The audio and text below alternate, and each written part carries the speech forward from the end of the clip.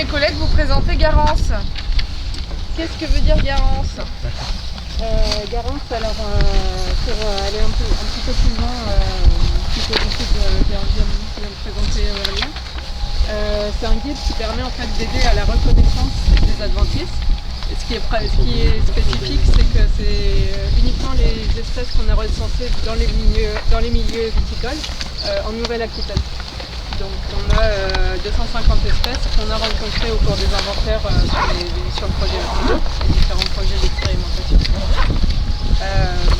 Et cet outil, en fait, il vise à aider les viticulteurs à reconnaître les plantes, mais aussi à avoir tout un tas d'informations sur les espèces au niveau de leurs caractéristiques biologiques et également la manière de les gérer la plus adéquate, selon si on souhaite plutôt favoriser l'espèce ou au contraire un peu la faire régresser. Donc pour commencer, alors là il vous a passé les petits livrets. Pour y accéder, en fait, il s'agit d'un PDF, d'un format PDF très facile à télécharger, à utiliser, que ce soit sur ordinateur ou directement sur smartphone à la portée, que vous pourrez retrouver sur la page du Vinopôle. Donc si vous mettez dans Google Garance Vinopôle, vous tombez directement dessus si vous voulez l'utiliser sur votre téléphone. C'est en libre accès, c'est un téléchargement gratuit. Et comme disait Loreley, en fait, ça fonctionne. On a une clé de détermination qui fonctionne en cliquant sur des boutons. C'est un PDF qui est interactif. Et on va vous montrer un peu comment ça fonctionne pour utiliser cette clé de détermination et aboutir au fichier espèce qu'on aura à l'intérieur du guide. Donc on va vous faire un petit exemple sur une espèce directement sur la tablette. C'était un petit peu loin et on a mis la luminosité au max. Regarde, vous faites un petit groupe autour de Cyriane. Donc en fait vous avez un menu principal sur lequel vous avez un premier bouton qui est vous avez un premier bouton qui vous sert à choisir, à sélectionner une plante qu'on veut déterminer. Et au fur et à mesure qu'on va naviguer dans le document, on va choisir chaque critère de détermination. Donc en fait c'est le même fonctionnement que l'outil pointeuse que tu utilisais. On va regarder d'abord la couleur des fleurs, la forme des feuilles, est-ce qu'on est par exemple sur une feuille composée ou une feuille simple, quelle est la forme des feuilles, donc des critères qui sont assez simples et assez faciles à identifier, y compris quand on n'a pas forcément le vocabulaire botanique très précis. Donc à chaque fois c'est accompagné de petits dessins pour faire le choix du critère qui permettra de naviguer dans la couleur. Ça permet d'éviter de se poser la question est-ce que c'est crénelé, est-ce que c'est disséqué, est-ce que oh là là, et de se prendre la tête. Là vous avez le terme, le dessin, comme ça au moins c'est assez subtil, avec les différents dessins qui sont associés au terme, on s'y retrouve plus facilement. C'est une application. C'est comme une application. Ouais, ça fonctionne comme une application, mais on va pas un peu par là. C'est un fichier PDF en fait. Donc si on prend l'exemple que j'ai sur photo là, on est sur une espèce, donc on va vouloir trouver le nom d'une adventice. Et donc quand on dit qu'on a un premier niveau de choix qui est est-ce que c'est une plante qui est herbacée avec des fleurs qui sont présentes ou est-ce qu'on est plutôt sur une graminée. Donc on a fait deux clés différentes pour les graminées et pour les plantes qui ont des inflorescences visibles. Ici, c'est assez logique, on est sur une plante à fleurs. Ensuite, donc, la version actuelle, c'est une première entrée par la couleur des fleurs. Donc comme on disait tout à l'heure, c'est encore une première version de l'application. On travaille sur une deuxième version qui permettra d'identifier directement quand on est sur une plante qui n'a pas les fleurs visibles et pour laquelle on utilisera une clé par la forme des feuilles. Et là actuellement c'est quand même l'entrée la plus simple, c'est la couleur des fleurs. Donc là on est sur une fleur blanche. On regarde le nombre de pétales. 1, 2, 3, 4, 5, 6. Donc là, il y a le critère 5 pétales. On clique sur le dessin. Il faut vous rapprocher, je pense. Ouais. Et ensuite, le critère, c'est la position des feuilles. Il y a soit que basal, le nom de la... on a des feuilles qui partent de chaque côté, mais qui partent uniquement de la base. et on tombe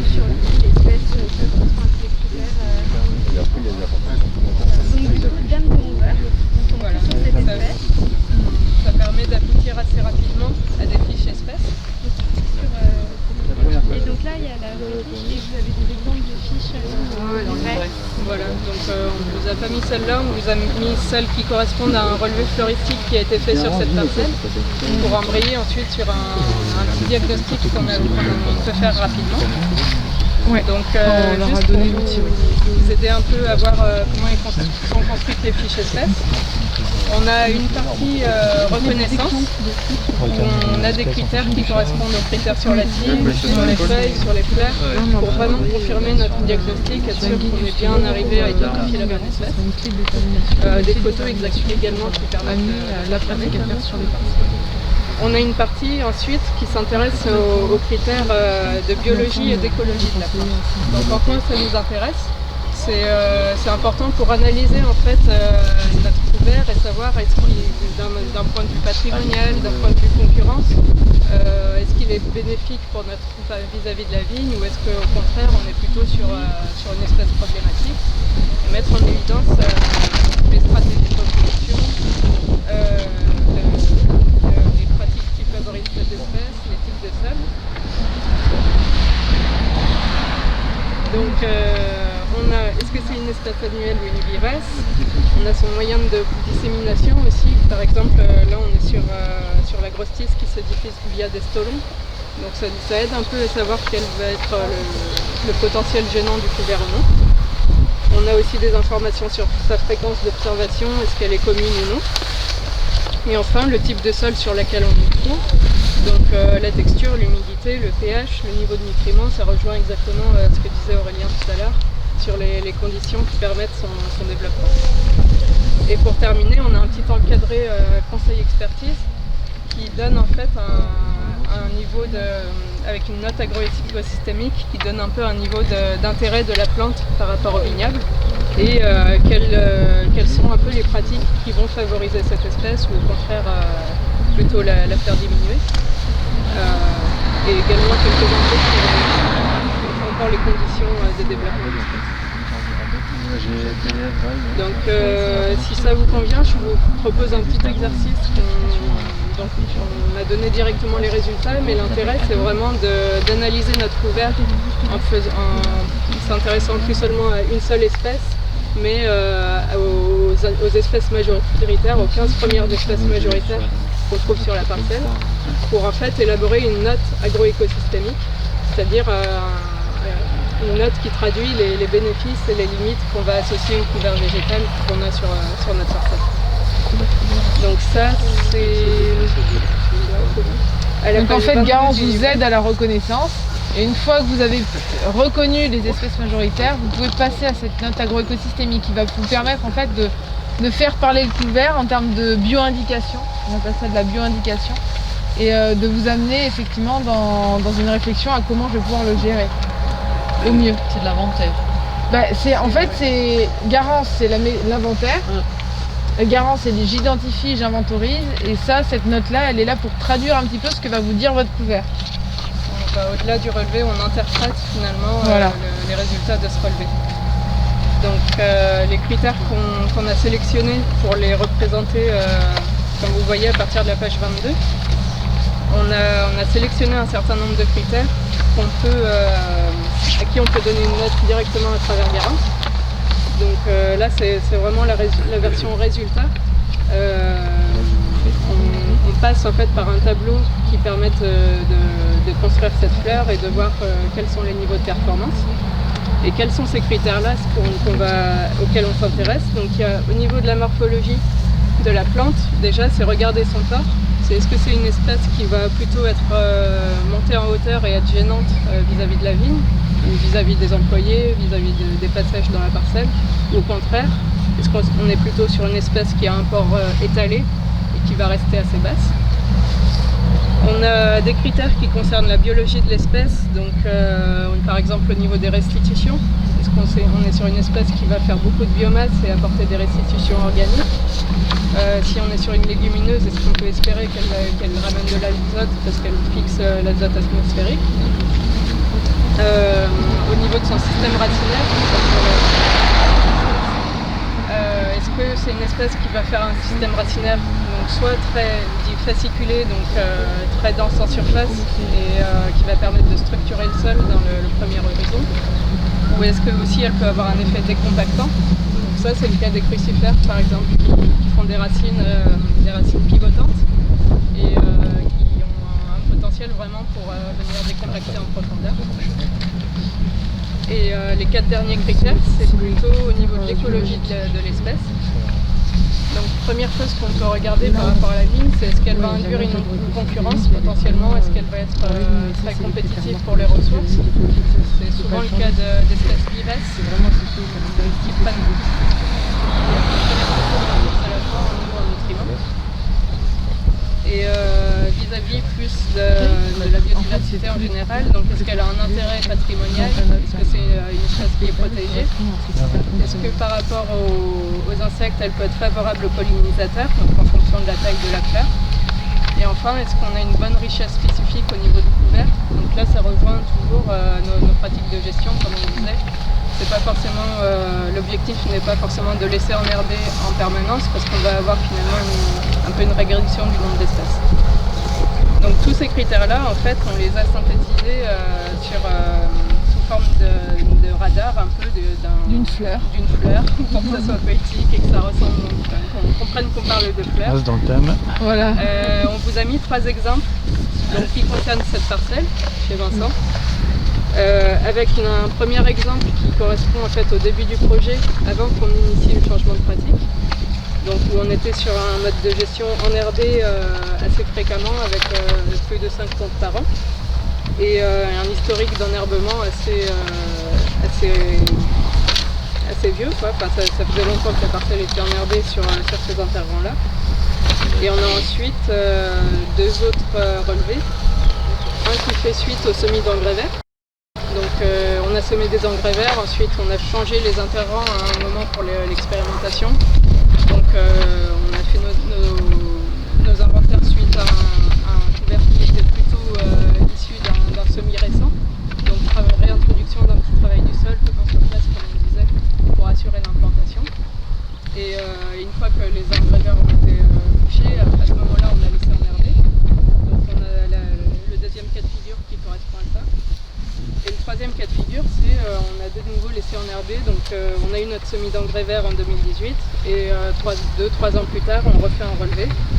Donc on a un système qui est enherbé de nouveau, mais cette fois avec un nombre de tontes qui est plus réduit et une hauteur de coupe aussi qui est plus élevée, donc on a un peu mis en place ces pratiques dont on parlait. Qu'est-ce qu'on a fait sur le premier cas de figure, vous avez les espèces observées là sur la droite. On avait, comme on disait tout à l'heure, beaucoup d'agrostis de chiens d'Orangement qui dominaient sur la parcelle. De la mousse également, de la fétuque-élevée, donc des espèces vivaces qui étaient implantées depuis un bon moment. La mousse, ça engendre un peu aussi une imperméabilisation en surface. C'est un couvert qui est très rare et du coup qui fait un peu un phénomène d'asphyxie. Et ouais, c'est lié en fait. Ouais. Le fait qu'on n'ait pas d'autres espèces qui s'implantent, pas d'annuelles qui viennent, c'est du fait de cette asphyxie en surface. On appelle ça l'emmoquettement. Ouais, c'est un effet moquette. Et suite du coup à l'introduction Juste pour préciser, en fait, la fleur, ce qu'il faut regarder au niveau des différents critères, c'est qu'elle soit le plus épanouie possible. Il faut qu'en fait les différentes couleurs permettent d'avoir la plus grande fleur possible et à ce compte-là, ça veut dire qu'on a un couvert qui est plutôt bénéfique. Si la fleur elle est toute petite, à l'inverse, on va avoir un couvert qui va être problématique. D'accord ? C'est ce qui est traduit au niveau des pétales, voilà. Et effectivement, je ne l'avais pas précisé. Par exemple, on voit un pétale qui évolue bien, là c'est au niveau des restitutions organiques. Où, sur le premier cas de figure, vous avez les niveaux, en fait on est à 14 sur 30. Et en 2020, du coup, suite à toutes ces pratiques, on arrive à 20 sur 30, donc on a amélioré sur ce volet-là. On a aussi le pétale de la concurrence qui est intéressant à voir, parce que quand on regarde les pratiques avec des tontes intensives, plutôt en début de projet, on a un couvert qui est dit concurrent, donc le pétale est petit, donc ça veut dire que le couvert est concurrent.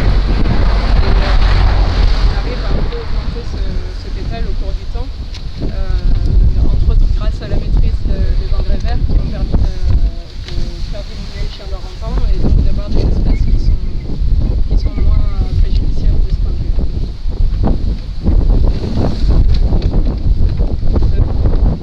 Ça c'est en fait le résultat d'une formation qu'on a mise en place cette année. Là c'est vraiment un topo un peu rapide, mais on prend plus le temps en formation du coup, de calculer cette note pour prendre les espèces une par une et savoir les faire parler en fait, savoir lesquelles sont intéressantes et lesquelles donnent une tendance au couvert qui va être plutôt concurrent ou alors plutôt intéressant du point de vue de la pollinisation, du point de vue de tous ces critères-là. Est-ce que c'est le Tibéra qui vous donne ce couvert À terme, ça le sera. Donc là, on travaille sur une deuxième version avec Thierry qui permettra d'incrémenter ces résultats-là pour donner cette visualisation-là. Mais là, dans la première version, on est encore au stade aboutir à la fiche espèce individuellement. Et maintenant, l'idée, c'est vraiment d'aller plus loin au niveau du relevé pour avoir une note finale. Et sur les fiches espèces, vous avez toutes les caractéristiques, les 7 caractéristiques indirectement en fait, ouais. Parce que par exemple, quand on regarde le critère effet décompactant, pour le calculer, on s'intéresse au système racinaire. Et donc on regarde est-ce qu'on est sur une espèce qui se dissémine plutôt par des stolons ou rhizomes. Dans ce cas-là, on considère que c'est une espèce qui ne va pas faire de racines profondes en fait. Donc dans ce cas-là, elle ne sera pas intéressante pour les viticulteurs. Au contraire, les crucifères, comme on disait tout à l'heure, seront plus décompactants. Et vous retrouvez de toute façon cette note agroécosystémique qui vous est présentée avec cette fleur-là. Elle est représentée sur chacune des fiches. Donc pour les dicotylédones, donc toutes les plantes à fleurs, par la petite fleur en bas de chaque fiche, ou pour les graminées par un épillé. Et plus cette fleur est remplie, c'est-à-dire qu'on va avoir effectivement les pétales ou les épillés qui vont être noircis, plus en fait l'espèce en question elle est bénéfique dans ma parcelle de vigne. D'accord ? Là par exemple pour la mousse, la fleur elle est remplie quand même. À moitié, parce qu'elle est quand même gazonnante. On est sur une note agroécosystémique, on n'est pas sur une note patrimoniale. Enfin, on n'est pas sur un indice biodiversité. Voilà, c'est vraiment cette note agroécosystémique. Elle fait part c'est une approche un peu fonctionnelle, c'est-à-dire qu'elle met en évidence les caractéristiques des plantes qui vont faire que elles ne vont pas vous déranger. D'accord ? Et qu'elles vont être plutôt favorables dans vos parcelles de vigne. La mousse, ça peut être favorable parce qu'elle est gazonnante. Du point de vue de la hauteur. empêche autre chose, d'autres levées. Exactement.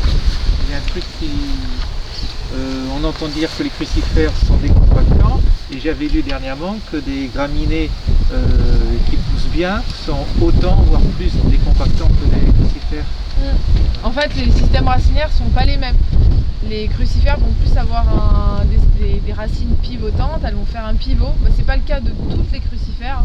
Ça va être le cas par exemple si on regarde un peu ce qui est semé, de tout ce qui va être radis, navet. Vous voyez, c'est le tubercule. C'est ça cet effet décompactant et pivotant. Après, les moutardes, elles vont avoir beaucoup moins ce bulbe. Donc elles vont aussi avoir moins cet effet pivotant, décompactant par le point de pivot. Mais ce qu'on recherche avec les racines des graminées, c'est l'effet fasciculé, c'est le chevelu là. Ça fait vraiment, quand vous le sortez, ça fait des cheveux. Et ça, c'est ce qui est vraiment intéressant, c'est que ça va structurer et affiner la terre, mais vraiment de façon importante. Donc en fait, l'important c'est de jouer sur la complémentarité de ces racines, donc sur la diversité des espèces à l'échelle de votre couvert. Un sol qui est rempli de graminées, pour passer un tracteur, il y a quand même moins d'impact sur l'action. Les crucifères, après, naturellement, vous ne les trouverez pas sur les sols acides, parce que ça ne pousse pas sur les sols acides. Ce sont des plantes qui aiment vraiment les sous-sols calcaires. Donc voilà, alors si vous êtes sur une problématique, je pense au sol bien lourd, bien battant de l'entre-deux-mers, les boulbènes, là, bien limoneux, vous pouvez toujours essayer d'implanter une crucifère. Ça va quand même être un peu compliqué parce que c'est pas son terrain de prédilection, quoi. Donc voilà, là-dessus il y a aussi des points à respecter. Donc voilà pour cet outil, comme vous l'a dit Violette. Ça donne, on réalise des formations Decisol. Vous retrouverez le lien à la fin du petit livret. Et justement, ces formations elles permettent d'apprendre à se servir de ces outils de garance et d'arriver à cette note agroécosystémique aussi. Donc c'est vraiment avoir une vision d'ensemble un petit peu des différentes caractéristiques de mes parcelles et comment est-ce que finalement je construis mon diagnostic agronomique pour changer mes pratiques culturelles. Dans ces formations et dans les nombreux outils d'ailleurs qu'on développe, il y a aussi un autre outil qui est la box, donc le boîte d'outils caractérisation de la qualité des sols, et c'est d'ailleurs ce à quoi on va passer maintenant. On va s'enfoncer un petit peu dans les vignes, on va sortir du bord de parcelle.